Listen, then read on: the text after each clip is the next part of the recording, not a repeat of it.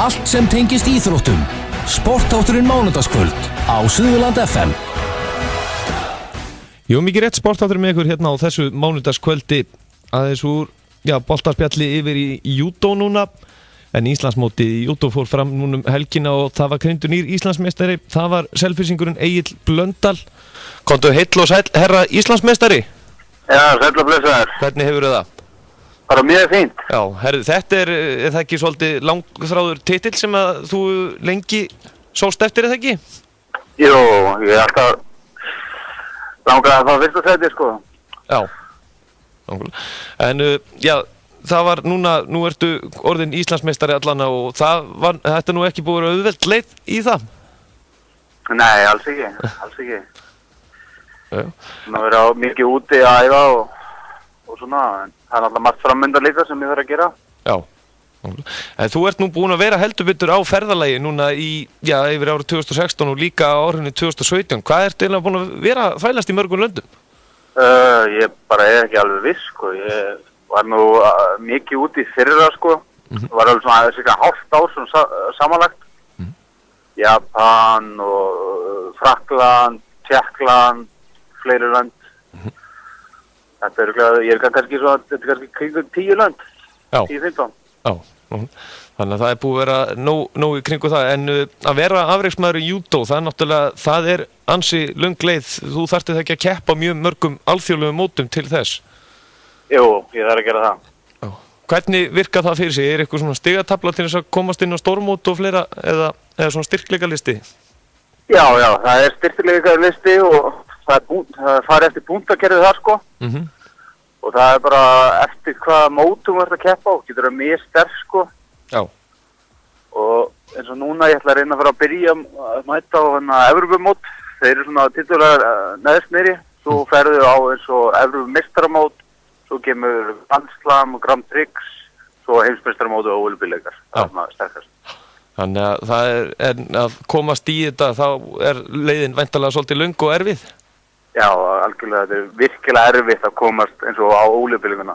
Það verður bara að vera á topp 10, topp 20 í Evrópu til að ná þangað.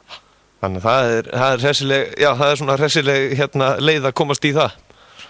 Já, algjörlega, eins og Þormóður, hann er komast 3 sinnum á ólympíuleikana og það er bara afrek út fyrir sig, sko. Já.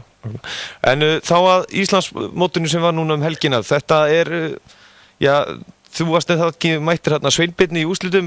Þú hefur ekki unnið hann áður á mótum með það? Nei, ég hef ekki unnið hann. Ég hef glímt oft við hann, sko, en aldrei náði að vinna hann. Já, þannig að þú hefur verið að hitta akkurat á réttan tíma núna að vinna. Já, þetta verður gott dagsform hjá mér og það bara hittu vel á Íslandsmóti. En hvað er núna svona framundan hjá þér? Sko, ef ég valin eftir þetta mót, þá fer ég á Norrlandamóti sem er eftir 2 vikur. Já. Og eftir 2 vikur eftir það, þá er smáþjóðleikarnir, ef ég verið valin þá. Þannig að það er nóg að snúast í kringum þetta hjá þér? Já, þetta er svona sem er framöndan í þessu mánuði. Svo eru líklega einhver Evrópumót í sumar sem ég ætla að reyna að komast á. Já. Hvernig gengur að, nú er það oft gennum tíðina fyrir íslenskt afrekafólk að það er náttúrulega mikið ferðalög og svolítið dýrt, er það ekki að vera í þessu? Jú, ég mest mengis að borga þetta sjálfur, sko, en júdósambandi kemur á móti mér og svo náttúrulega klúbburinn og ungmennafélag Selfoss, þau hjálpa mér. Já.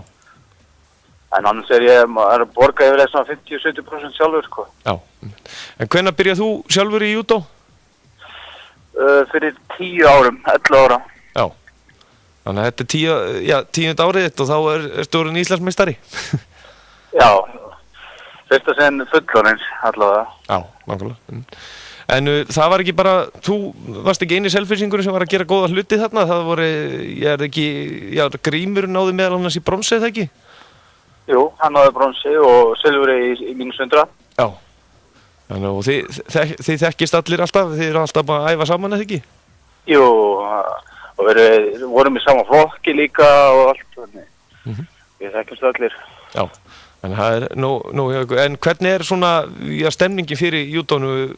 Það er allan að hérna á Selfossi, það er búið að vera virkilega sterk deildin hjá okkur, þeir eru ansið öflugir hérna ungu pjakkarnir sem eru í þessu.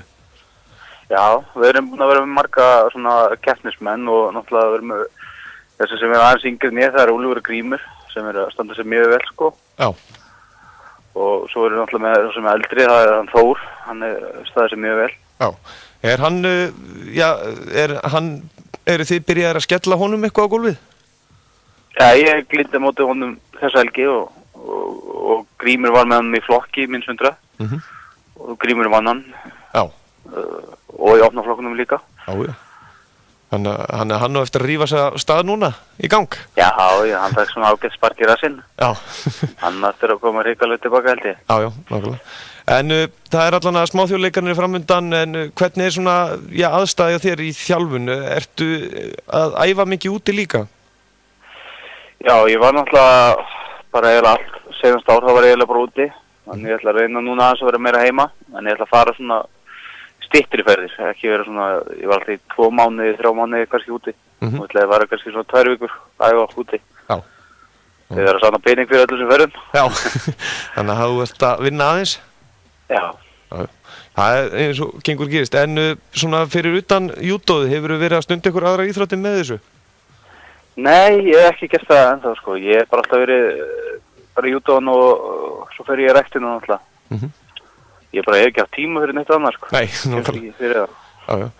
En svona yfir Íslandsmóti sjálft, það eru, ef maður horfir á svona úrslitin, þá er þetta svona ákveðin, svolítið kynslaskipting má segja í allan að kalla minn.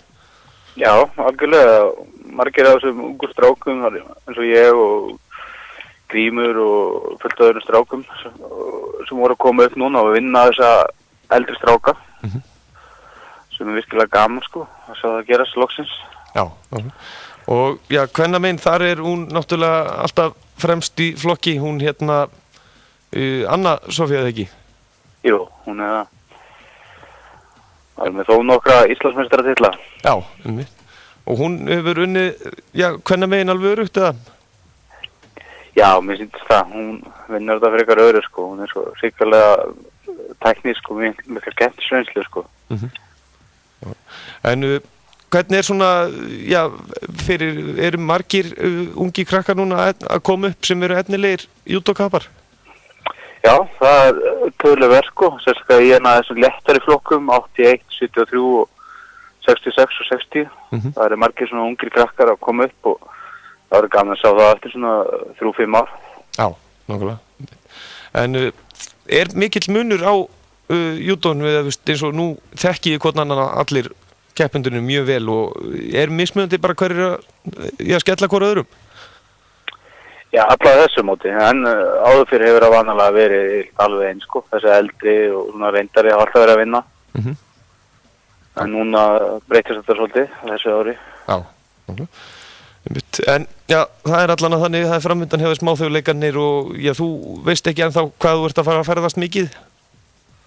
Nei, eins og það eftir að koma út hverju verið valdnir fyrir Norrlandamóti og smáþjóðleikana. En það eru líka þeir sem eru að vinna á Íslandsmeistaramóti, myndi ég alltaf sem eru að komast á það. Já, svo væntanlega, markmiðið ekki alltaf að reyna að komast á stærsta mótið, er það ekki ólympíuleikarnir?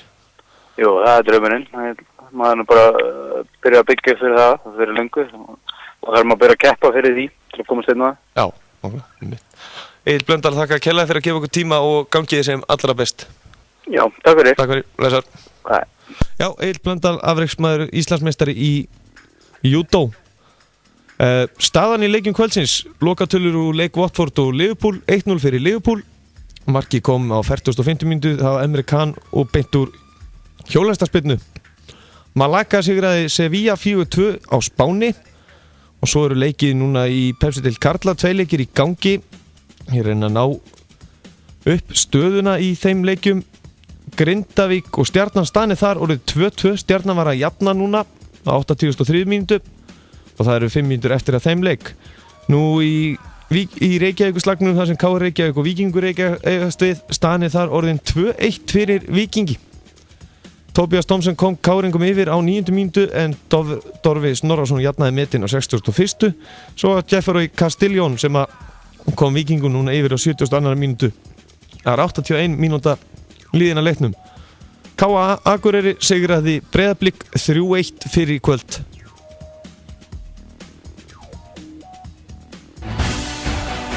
Sportþátturinn mánudagskvöld með Gesti Einarsinni frá Hæli.